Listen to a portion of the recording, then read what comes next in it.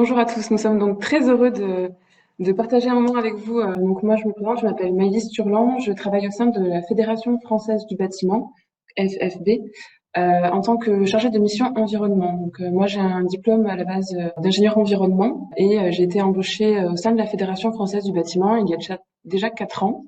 Mon poste existe déjà depuis une vingtaine d'années. Donc voilà, des ingénieurs environnement, il y en a dans le bâtiment déjà depuis une vingtaine d'années. Moi, je m'appelle Pierre Roland, donc j'ai intégré la Fédération française du bâtiment il y a maintenant quelques semaines. Moi, j'ai un parcours un peu différent. J'ai fait un bac+3 en fait en études économie et construction, donc quelque chose de très technique, de très terrain entre guillemets. Et j'ai travaillé donc dans deux sociétés qui sont des sociétés de rénovation énergétique, en tant que chargé d'affaires.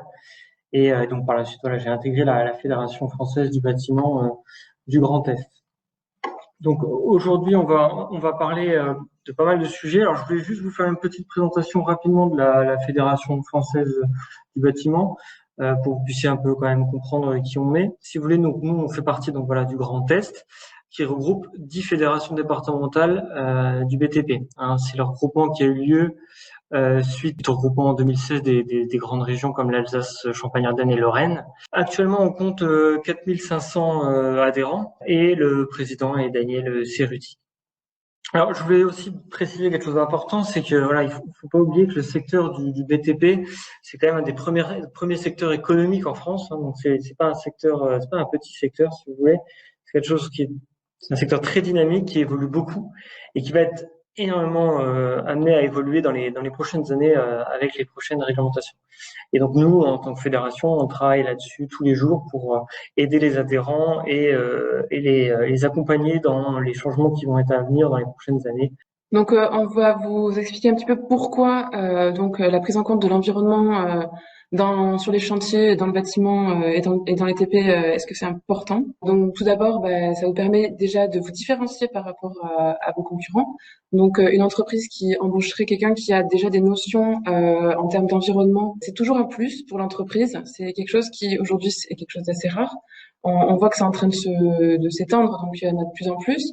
Mais encore aujourd'hui, c'est un moyen pour vous de vous différencier et permettre à votre entreprise plus tard de répondre à des prescriptions environnementales qui sont de plus en plus exigeantes.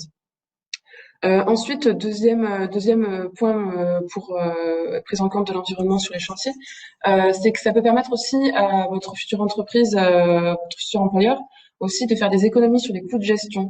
Parce qu'en effet, on se rend compte que la prise en compte aujourd'hui par exemple des déchets en entreprise, donc le fait de mettre en place une sorte de système de management environnemental en entreprise et qui décrit bien du coup les coûts de gestion des déchets par exemple de l'entreprise permettrait à l'entreprise de faire des économies. Donc ça, c'est vraiment une notion aussi que vous pouvez apporter en plus dans l'entreprise. C'est aussi répondre évidemment à la réglementation qui, vous le savez, est en train d'évoluer. Nous étions aujourd'hui jusqu'à présent sur une RT 2012, réglementation thermique 2012. On passe sur la RE 2020, donc réglementation environnementale 2020. Elle sera en application normalement en 2022. Et donc là, en fait, ça permettrait aussi à votre future entreprise déjà d'avoir un plus pour plus tard. Ensuite, ça permet aussi bien évidemment de prévenir les pollutions et de préserver les ressources naturelles. Et enfin, ça permettrait aussi à votre futur employeur de pouvoir avoir une image d'un professionnel responsable. Donc voilà, tous ces arguments-là, vous pouvez les avoir pour vous différencier sur un poste. Donc je vous ai mis aussi quelques exemples voilà de prescriptions qu'on retrouve aujourd'hui dans les appels d'offres. Donc par exemple, le nettoyage en cours de chantier, d'avoir une charte de chantier propre, des bordereaux de suivi de déchets, des systèmes d'organisation de gestion et d'élimination des déchets.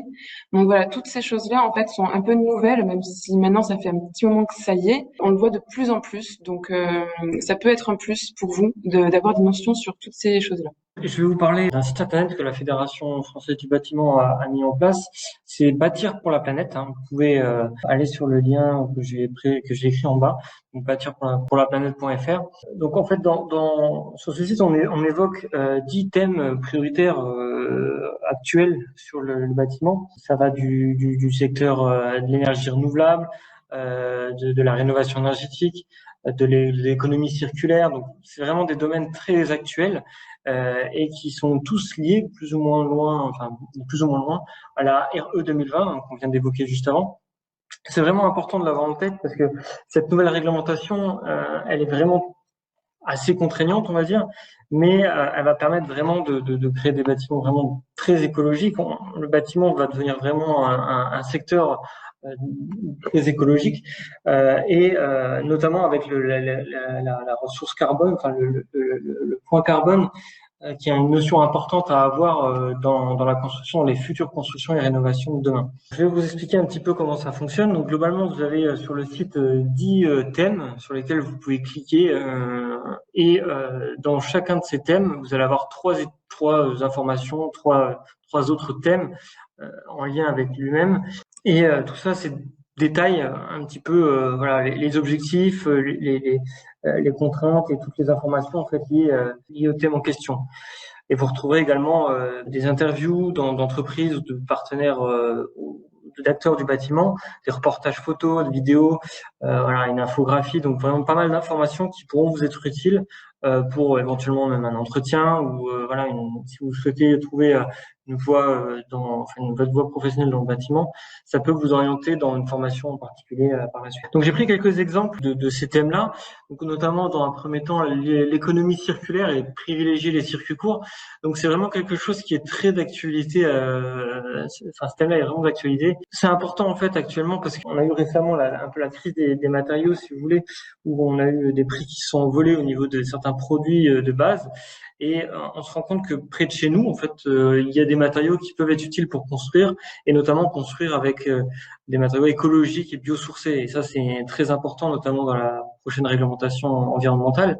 Donc voilà, c'est actuellement des choses sur lesquelles la fédération travaille beaucoup pour permettre en fait aux entreprises de demain de potentiellement se fournir, voilà, comme on le voit là, chez l'agriculteur du coin, avec de la paille pour pouvoir construire durablement dans les années qui viennent.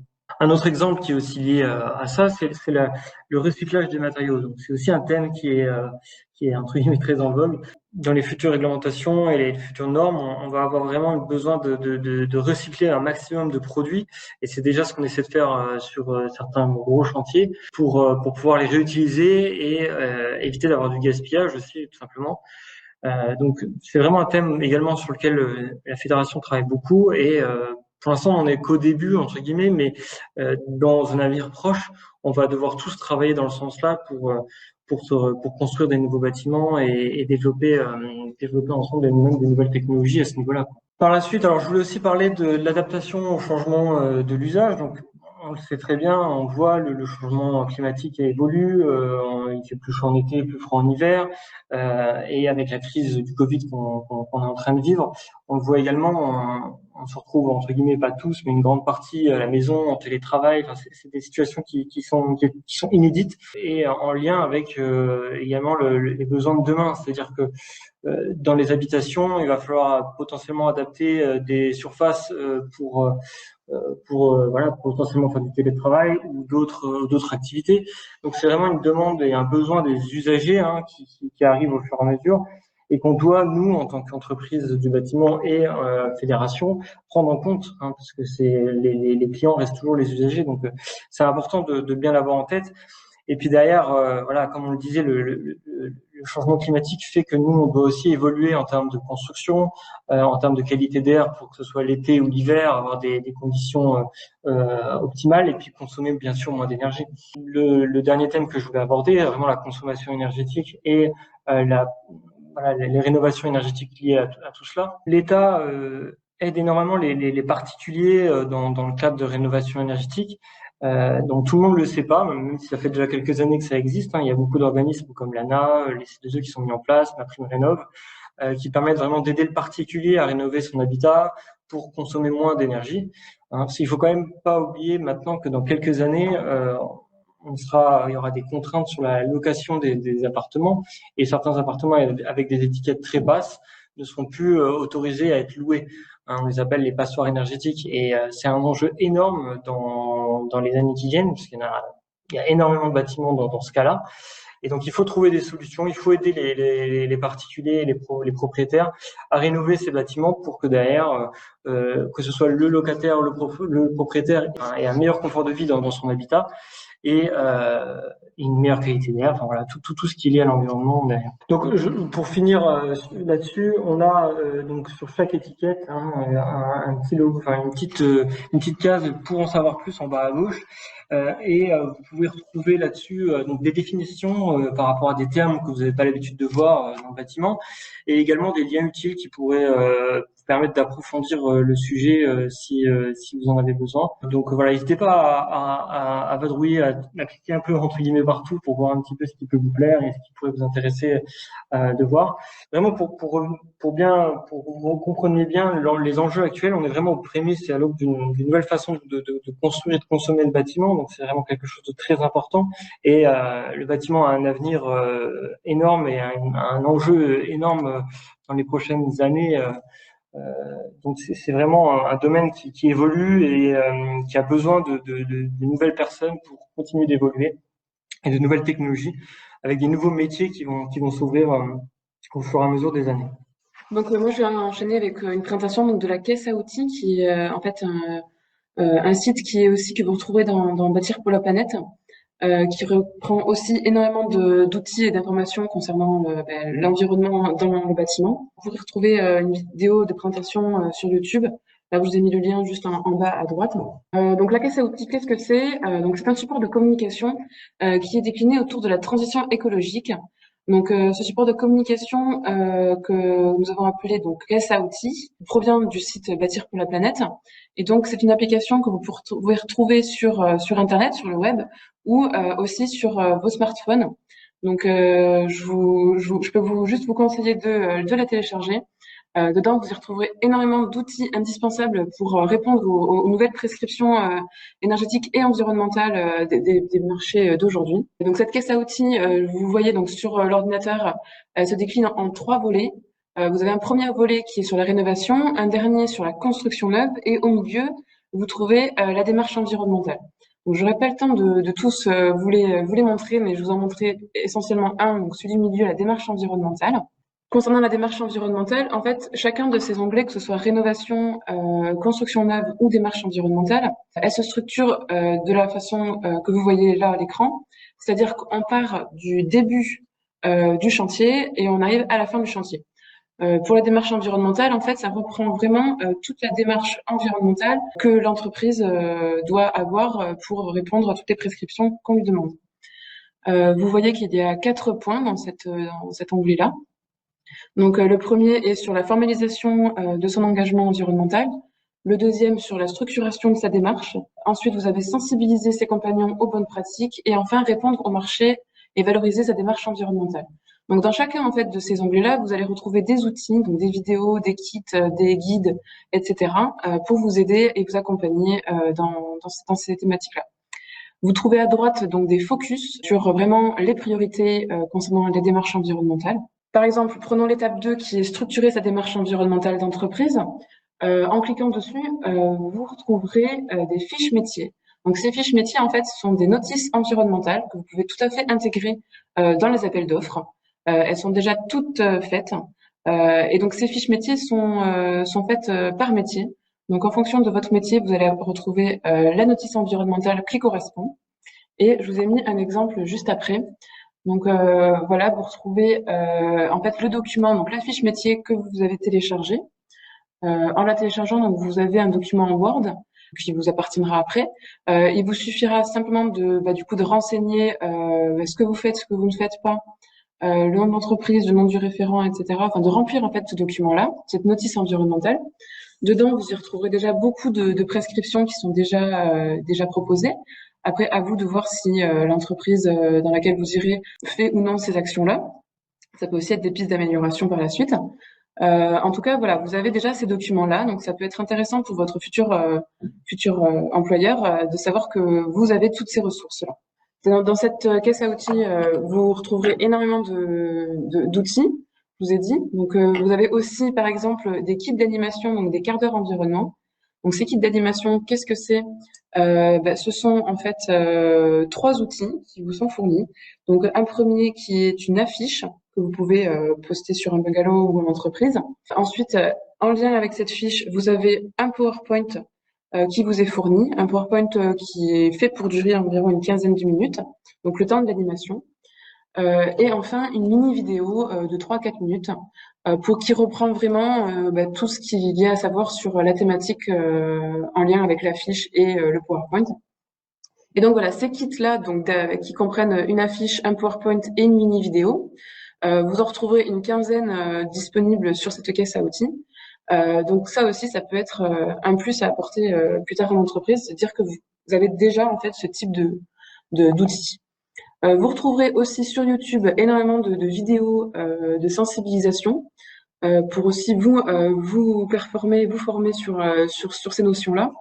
J'en ai pris une par exemple sur la gestion des déchets de chantier ici que vous retrouverez. Donc c'est essentiellement vraiment l'essentiel à savoir sur la gestion des déchets fait en 9 minutes.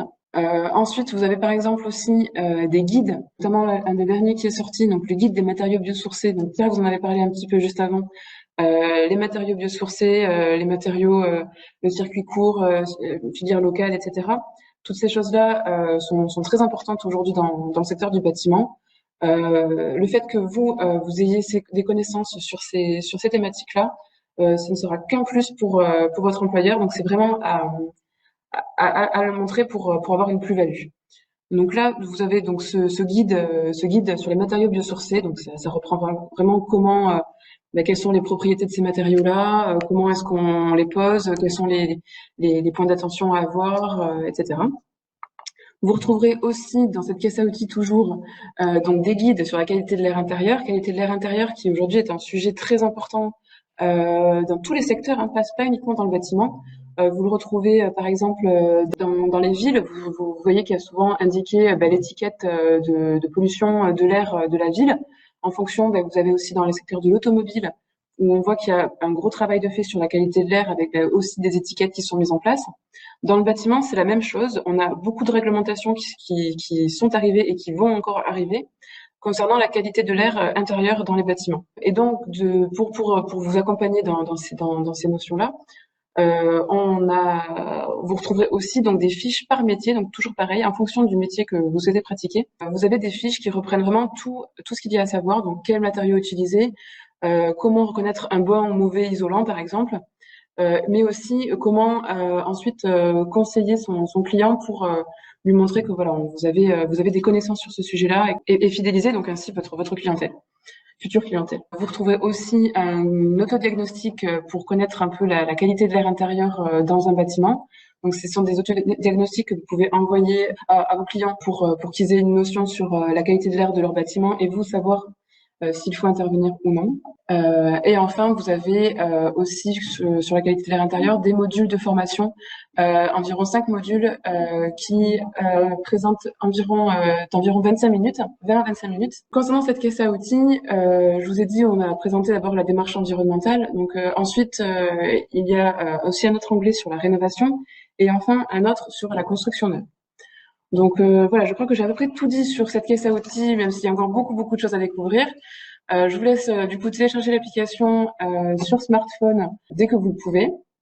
Je vous ai mis ici les fiches métiers pour exemple, avec en fonction de votre activité toutes les activités qui sont en lien avec cette empreinte environnementale, les impacts que cela peut avoir et enfin les pistes d'amélioration par métier. Donc on vous a également mis les liens, enfin les mails et les adresses de chaque département, fédération départementale, ce qui vous permettrait d'envoyer par exemple un CV, par mail pour peut-être avoir des informations sur une opportunité quelque part dans une entreprise.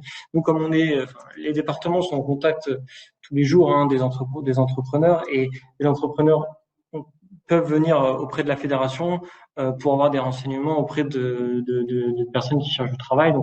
Donc ça peut être une opportunité pour vous de trouver un stage, de trouver une entreprise à ce moment-là, même potentiellement une formation pour vous permettre de vous spécialiser dans un domaine particulier. Donc on s'est permis de vous mettre un peu toutes les fédérations départementales. Donc par rapport à l'apparition de nouveaux métiers, alors il y aura certainement des nouveaux métiers. Par exemple, on parle en ce moment du métier de ventiliste. La problématique de qualité de l'air intérieur, on a essentiellement donc des personnes qui sont compétentes dans l'isolation, dans l'étanchéité à l'air, etc.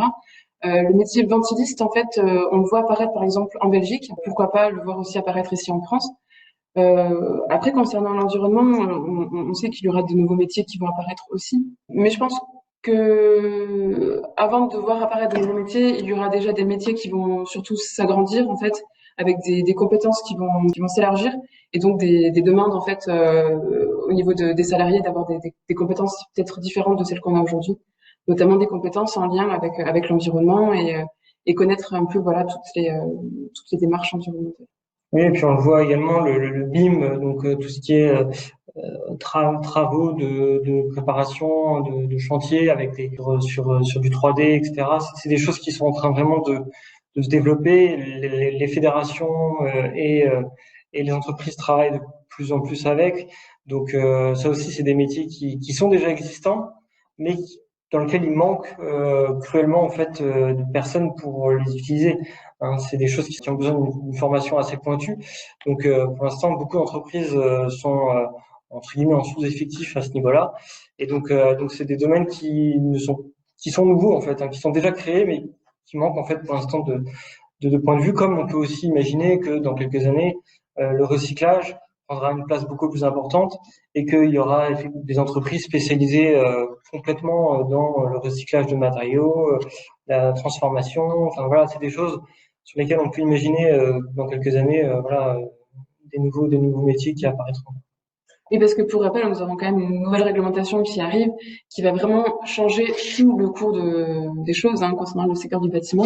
On voit que, comme je vous le disais tout à l'heure, on n'est plus seulement sur de la réglementation thermique, on parle de réglementation environnementale de 2020. Donc ça veut dire aussi il y aura un regard sur l'empreinte carbone des bâtiments. Le regard de l'empreinte carbone des bâtiments aujourd'hui se fait à l'aide des caractéristiques que l'on retrouve dans les FDES, fiches déclaratives environnementales et sanitaires. Savoir lire une FDES, déjà, c'est déjà un plus pour une entreprise parce que, par exemple, lors de l'utilisation de certains matériaux, connaître en fait l'impact carbone de chacun des matériaux que vous utilisez en entreprise, ça peut aussi voilà apporter quelque chose à l'entreprise. Si vous souhaitez envoyer par exemple vos CV donc à nos responsables formation, enfin à nos responsables de la fédération du bâtiment, n'hésitez surtout pas. On est autour de 4500 adhérents à la Fédération française du bâtiment Grand Est. Donc 4500 adhérents à la Fédération du bâtiment, c'est potentiellement 4500 recruteurs possibles, enfin, en tout cas entreprises qui pourraient recruter. Donc voilà, n'hésitez surtout pas à envoyer vos lettres de motivation et CV aux adresses qui sont projetées ici.